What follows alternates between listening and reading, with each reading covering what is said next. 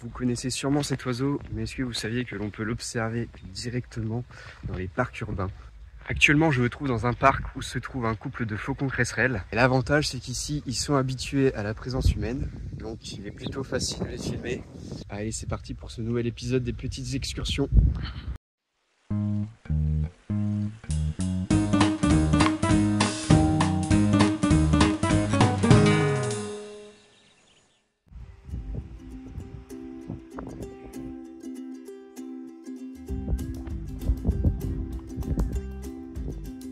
Généralement, je vois le mâle souvent dans ce coin-là. Donc là, je ne l'aperçois pas, mais je pense que je vais pas tarder à le trouver s'il est dans le coin. Bon, ça y est, j'ai repéré le mâle. Il est en vol stationnaire là-bas. Je pense qu'il va pas tarder à se poser. Donc, j'ai installé mon appareil photo et je vais essayer de le filmer.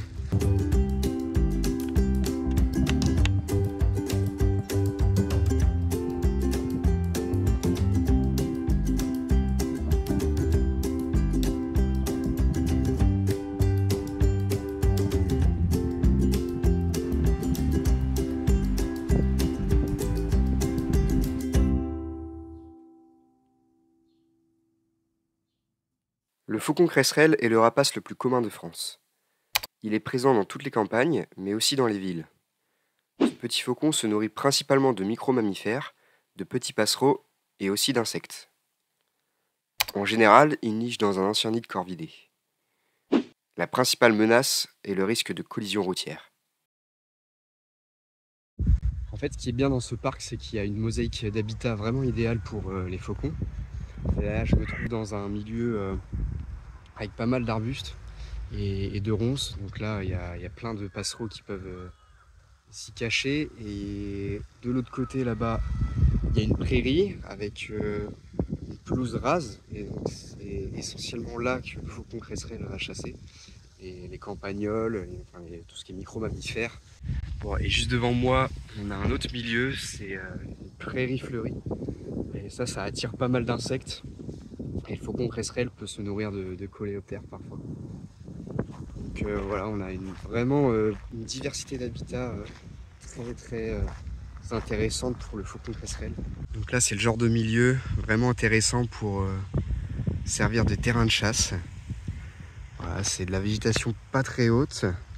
Comme ça, le faucon il peut repérer les proies.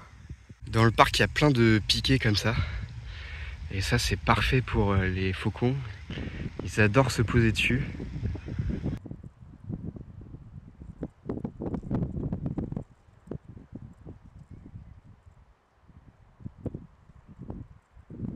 Alors, du coup, ça m'étonnerait qu'ils nichent directement dans le parc. Après, à proximité, il y a plein de bâtiments et des bâtiments assez hauts, comme un château d'eau par exemple. Après, j'ai jamais vu d'activité à cet endroit, donc non, je ne sais pas, j'ai pas trouvé l'endroit encore. Bon, là, ils volent sur place, c'est ce qu'on appelle le vol du Saint-Esprit.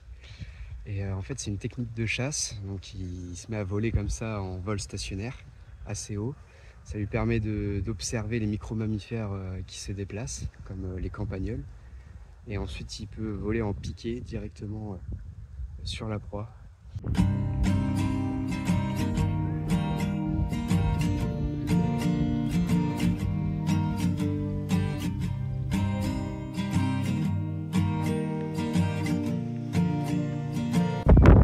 C'est un contre-jour, mais elle est pile poil là. Je vais essayer de me rapprocher. Ouais, parfait. Oh, elle est magnifique.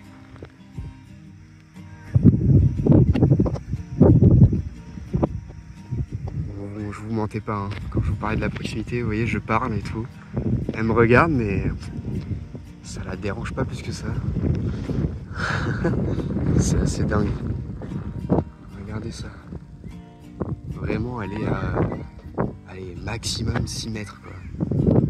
Bon, allez, je vais sortir l'appareil photo. Ce sera quand même mieux niveau qualité. Allez.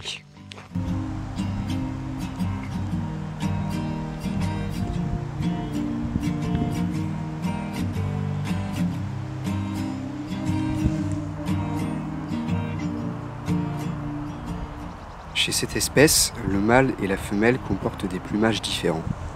C'est ce qu'on appelle le dimorphisme sexuel. Le mâle a la tête grise avec 2 courtes moustaches noires, un manteau roux ponctué de flèches sombres et une queue gris bleuté.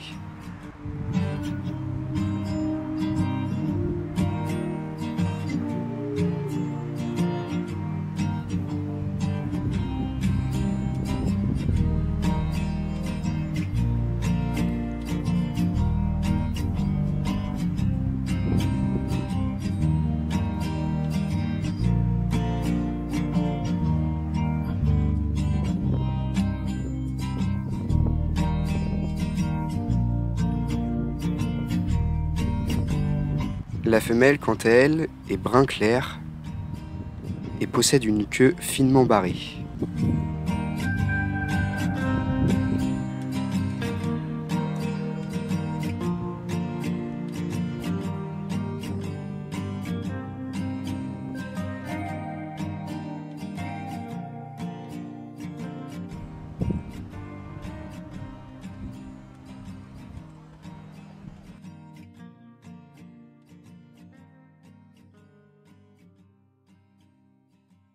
C'est vraiment un rapace trop beau, autant le mâle que la femelle. En plus, ils ont des comportements hyper intéressants. Et là, de les voir si proches, c'est génial, quoi. Tout le monde passe à côté, personne fait gaffe, alors qu'ils sont là à 6 mètres, posés sur un arbre ou alors en vol du Saint-Esprit. Si chez vous, vous voulez aider ou participer à la conservation du faucon cresserelle, vous pouvez installer des nichoirs spécifiques à cette espèce. Donc c'est des espèces de grosses boîtes avec une grande entrée. Et donc le faucon cresserelle s'en sert pour nicher. Voilà, donc vous pouvez vous en procurer sur le site de la LPO. Si vous avez des questions, n'hésitez pas à me les mettre dans les commentaires. Si vous avez aimé, lâchez un like. Et puis n'hésitez pas à partager la vidéo aussi à votre entourage. Et puis moi je vous dis très bientôt pour un prochain épisode. Portez-vous bien, allez, salut!